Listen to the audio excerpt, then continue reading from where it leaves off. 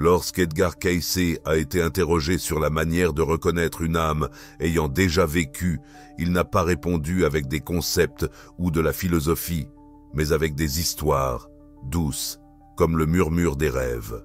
Il a parlé de signes, ceux que l'on ressent sur la peau sans pouvoir vraiment les expliquer. Ceux qui vous font vous arrêter dans la rue, plonger votre regard dans celui d'un inconnu et penser « Je te connais, mais d'où ?» En ce moment, vous lisez ou peut-être écoutez, et peut-être que quelque chose en vous réagit déjà. Ne vous précipitez pas. Ce n'est pas un texte de réponse, c'est un chemin vers la mémoire, vers des souvenirs qui ne sont pas stockés dans le cerveau, mais qui vivent dans l'âme. Avez-vous déjà débarqué dans un endroit nouveau, une autre ville, voire un pays, et soudain ressenti « Je suis déjà venu ici ». Il semble qu'au coin de cette rue se trouve une maison, qu'ici il y avait un marché autrefois, où vous entendez une langue étrangère et la comprenez comme si vous l'aviez toujours connue, alors que la logique vous dit que c'est impossible. Et l'âme reste silencieuse. Elle sait simplement. C'est le premier signe. Cayce l'appelait un éclair de mémoire au-delà du temps. Et si vous vous souvenez au moins d'un tel instant, peut-être n'êtes-vous pas à votre première incarnation. Mais il y a d'autres signes, plus subtils. Ils se manifestent dans la manière dont vous ressentez les gens, pas à travers leurs actions, mais à travers ce qu'ils sont. Vous regardez quelqu'un, et c'est comme si vous voyiez au-delà des masques, des mots, de l'apparence. Vous ressentez leur douleur. Même s'ils sourient, vous percevez leur anxiété, même si leur voix est calme. C'est le second signe, une empathie accrue. Pas celle qu'on apprend dans les cours, mais une empathie innée, celle qui peut vous épuiser si vous ne vous protégez pas. Cayce disait « Les vieilles âmes souffrent souvent de douleurs qui ne sont pas les leurs, parce qu'elles ne peuvent pas passer à côté, parce qu'elles portent en elles la mémoire de ce que c'est que de perdre, de pardonner, de lutter et de mourir. » À de nombreuses reprises, avez-vous déjà pleuré devant un film où apparemment rien de tragique ne se produisait? Ou ressenti une boule à la gorge face à une musique sans parole, pas par tristesse, mais par une reconnaissance ancestrale? Si c'est le cas, vous avez déjà entendu l'écho de vos vies passées. Mais il existe aussi un troisième signe. Il se manifeste par un sentiment de ne pas appartenir, comme si vous n'étiez pas tout à fait d'ici, comme si ce monde ne vous appartenait pas entièrement. Vous savez vivre ici, vous adapter, même réussir.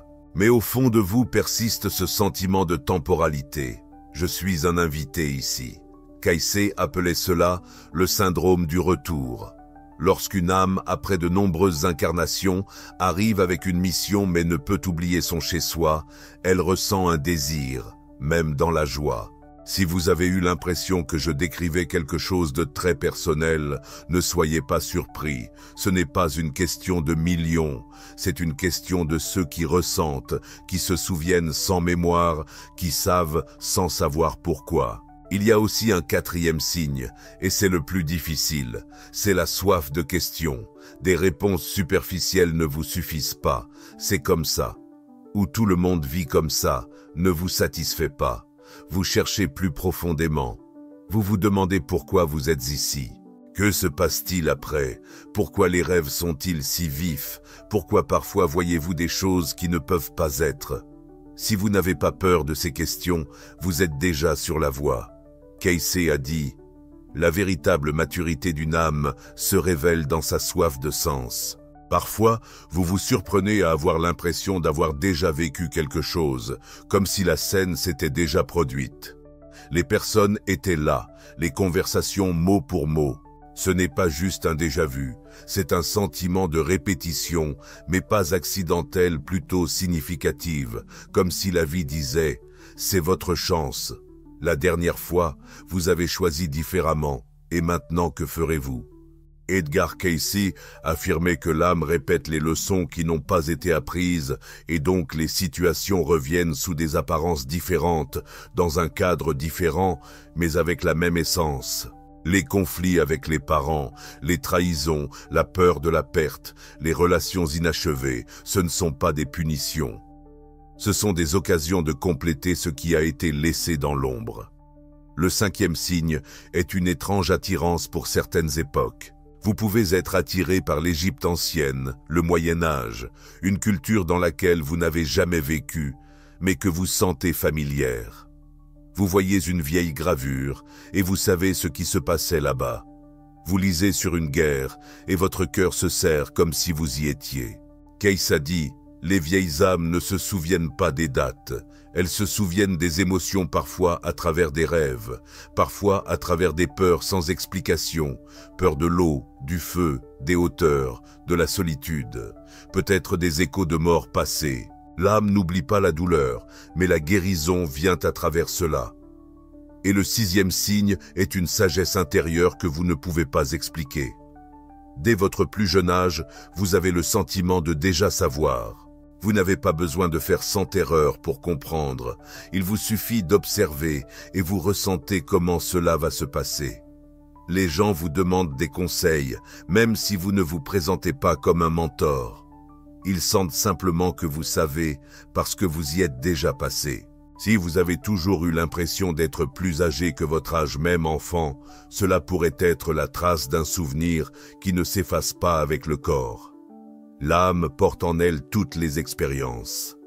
Lorsque cette expérience s'éveille, la personne change. Elle devient plus calme, plus profonde. Le présent prend alors plus d'importance que le monde extérieur. Mais voici le défi, car les vieilles âmes se sentent souvent seules, non pas parce qu'elles ne sont pas aimées, mais parce qu'elles ne sont pas entendues. Elles ont du mal à être dans la foule, elles perçoivent le faux semblant. Elles ne savent pas comment faire semblant. Souvent, elles choisissent la solitude, la nature, les livres, la musique ou le silence, car c'est là qu'elles entendent la voix de celui qui est venu avant elles et qui est elle-même.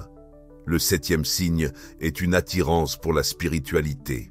Pas la religiosité en tant que système, mais un désir de comprendre ce qui se cache au-delà. Ces personnes ressentent intuitivement où se trouve la vérité.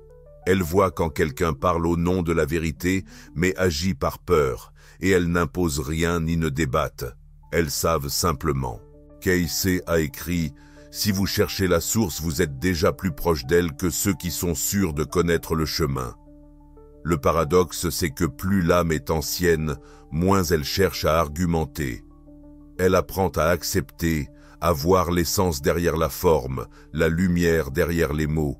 Et si vous vous êtes reconnu dans ne serait-ce que la moitié de cela, ne vous précipitez pas vers des conclusions. Posez-vous plutôt une question. Que se passerait-il si j'étais vraiment déjà venu ici auparavant? Pas pour prouver quoi que ce soit, mais pour me souvenir. Si vous n'êtes pas ici pour la première fois, alors beaucoup de choses commencent à avoir un sens. Des peurs étranges que personne ne pourrait expliquer, votre désir de justice, comme si vous aviez déjà vu ce qui survient en son absence, votre anxiété intérieure face au temps qui passe sans que vous n'ayez accompli la chose la plus importante. D'où vient tout cela? Edgar Cayce a dit « Nous revenons jusqu'à ce que nous ayons appris à aimer, pas simplement à s'attacher, pas à dépendre, pas à exiger, mais à aimer purement, inconditionnellement, sans peur de perdre. » L'âme revient pour apprendre la chose la plus importante. À chaque fois, elle obtient une nouvelle chance, un nouveau scénario, un nouveau rôle, mais avec la même mission. Le 8e signe, des rencontres qui changent tout. Vous voyez soudain une personne et vous savez qu'elle sera importante. Vous ne savez pas pourquoi ni comment, mais vous le ressentez comme si vous aviez déjà été ensemble, aimés, perdus, promis de revenir. Les âmes se reconnaissent. Même si l'esprit doute, le cœur se souvient. Parfois, les relations se nouent rapidement. D'autres fois, elles sont plus douloureuses. Mais dans ces connexions, il y a toujours quelque chose de plus, comme si vous aviez convenu avant la naissance. Tu me trouveras et tu me rappelleras. Parfois, c'est l'amour. Parfois, c'est la douleur. Mais l'essence reste la même, l'éveil. Cayce a souligné, le karma n'est pas une punition, mais une continuité. Ce que nous n'avons pas terminé nous attend devant, non pas pour se venger, mais pour guérir. Si vous sentez que quelque chose vous arrive pour une raison, demandez-vous, qu'est-ce que cela m'enseigne? Alors vous verrez, la douleur n'est pas là pour détruire, elle est un guide, comme une porte derrière laquelle se trouve la liberté. Le 9e signe, maturité accélérée. Ces âmes perdent souvent quelque chose d'important dès leur jeune âge, la sécurité apparente, la loyauté, les illusions. Elles semblent être contraintes de grandir trop vite, d'apprendre à compter sur elles-mêmes.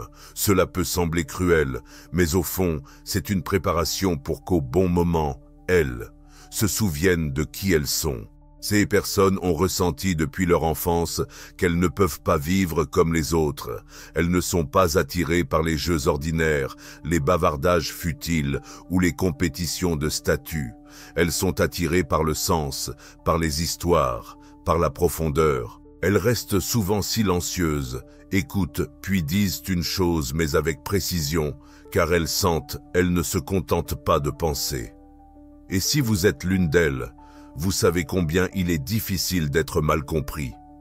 On vous qualifie d'étrange, renfermé, dans votre propre monde.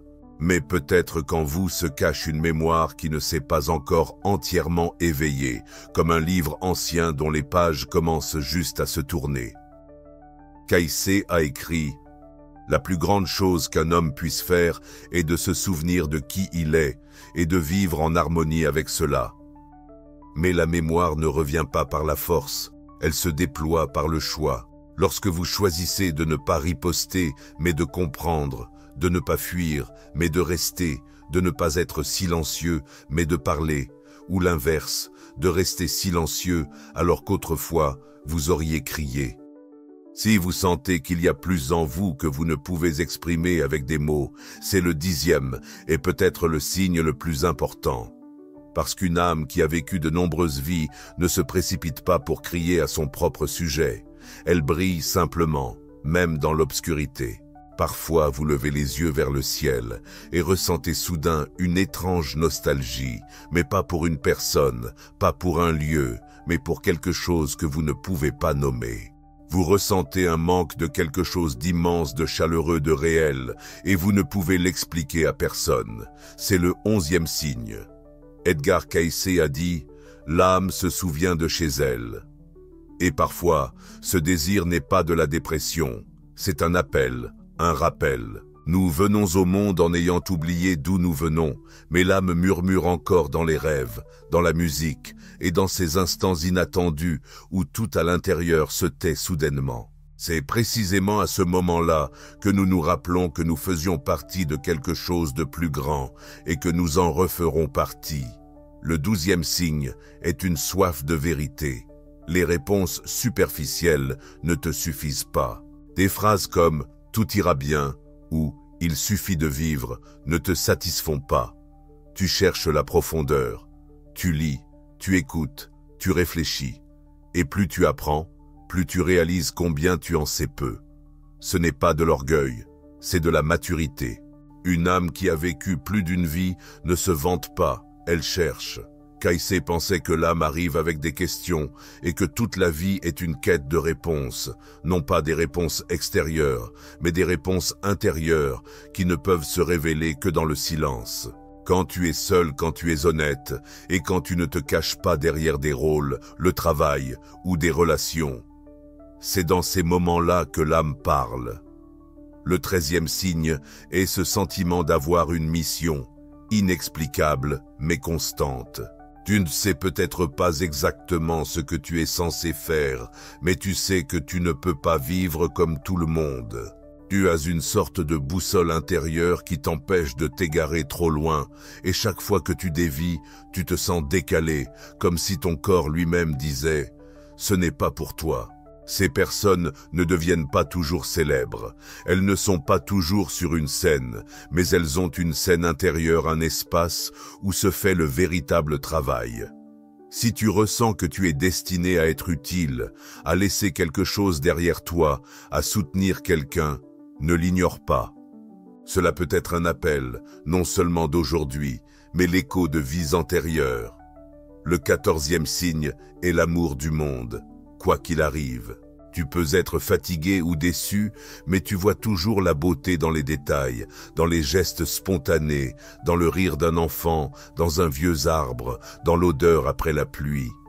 Une âme qui a beaucoup vécu ne devient pas cynique, elle devient reconnaissante. Case a écrit que la gratitude est l'un des signes de l'éveil, non pas quand tu dis merci par habitude, mais quand ton cœur se serre soudainement à la prise de conscience. Je suis ici, je suis en vie. Tu ressens même si ça fait mal que cela fait aussi partie du chemin, et tu l'acceptes sans lutte, sans résistance. Le 15e signe, c'est quand tu entends des mots comme ceux-ci et que tu ressens « c'est de moi dont il s'agit ». Ce n'est pas de l'information, c'est une réponse, comme si quelqu'un ouvrait une porte en toi qui était restée fermée depuis longtemps, et tu ne peux pas l'expliquer, mais tu sais que c'est vrai. C'est à toi car l'âme reconnaît non pas par la preuve, mais à travers le silence, à travers les vibrations, à travers les larmes qui montent d'un simple paragraphe, ou les frissons qui parcourent ton corps à cause d'une seule phrase. Ce n'est pas une coïncidence. C'est la mémoire, la tienne, c'est vrai. Et maintenant tu lis ceci en te disant « Et si tout cela était vrai? Et si mon âme n'était vraiment pas ici pour la première fois? Et si à l'intérieur il y a du silence? Si ton cœur rate un battement? Si une boule se forme dans ta gorge? » C'est la réponse. Edgar Cayce a dit « La vérité n'a pas besoin de preuves. Elle résonne tout simplement en nous. » Et si tu sens cette résonance, peut-être que tu sais déjà plus que tu ne le penses. Le 16e signe est les rêves récurrents, les mêmes images, des lieux où tu n'as jamais été, mais que tu connais en détail, des personnes que tu n'as jamais rencontrées, mais que tu aimes ou crains. Ce n'est pas juste l'esprit qui s'amuse, ce sont des traces, des échos, des clés que ton âme a laissées pour elle-même. Le 17e signe est une peur inexplicable de l'eau, du feu, de la solitude, parfois d'une personne en particulier. Tu ne sais peut-être pas d'où cela vient, mais le corps s'en souvient. L'âme s'en souvient. Cayce affirmait que certaines peurs sont des blessures issues de vies passées, et seule la conscience peut les guérir. Le 18e signe est un désir de servir. Tu ne peux pas rester indifférent. Tu souffres quand tu vois la douleur des autres, pas parce que tu es faible, mais parce que tu te souviens de ce que ça fait. Une âme qui est revenue plus d'une fois vient souvent pour aider, parfois par un mot, parfois juste par sa présence. Son énergie guérit, apaise, guide. Le 19e signe est une maturité accélérée. Tu as toujours été au-delà de ton âge, attiré par les livres, les significations, les questions que les autres n'avaient pas pensé à poser. Peut-être dans ton enfance tu t'es senti seul, incompris, mais pas parce que tu étais étrange, parce que tu étais plus vieux, plus profond, plus ancien. Et enfin, le 20e signe. Ce moment où tu lis ce texte et que tu ressens soudain une larme ou un sourire ou un sentiment d'avoir rappelé quelque chose, non pas avec ton esprit, mais avec ton âme. Dans ces moments, tu ne fais pas que lire, tu es en train de t'éveiller. Tu vois, personne ne peut te prouver qui tu étais. Et ce n'est pas le but. Ce qui compte, c'est qui tu es en train de devenir. Maintenant, si tu sens cet appel en toi, suis-le. N'aie pas peur. La vérité est toujours proche. Elle ne crie pas. Elle attend en silence, dans le cœur, dans la mémoire. Cayce disait « Nous sommes tous des voyageurs, et chaque pas ici est la suite de ce qui a précédé. Nous ne nous rencontrons pas pour la première fois. Nous apprenons, nous nous souvenons, et un jour, nous nous éveillons. » Peut-être que vous lisez ceci le soir, la nuit, ou dans un bus, peu importe. Ce qui compte, c'est que vous lisiez, que vous soyez arrivé à ce moment, et cela signifie que vous êtes prêt pour la question, pour la réponse, pour le souvenir. Vous n'êtes pas un hasard, vous n'êtes pas une erreur, vous n'êtes pas simplement un corps. Vous êtes une âme avec une histoire, avec des douleurs, avec du pouvoir, et vous êtes ici pour une raison. Si vous ressentez cela, alors ce message est pour vous. Si ce texte vous a touché, laissez un like. Écrivez dans les commentaires si vous vous êtes reconnu. Abonnez-vous si vous voulez en entendre plus, car de nombreuses autres histoires vont venir toucher la part la plus profonde de vous. Et surtout, souvenez-vous, l'âme connaît le chemin. Vous n'avez pas besoin de le chercher. Vous devez juste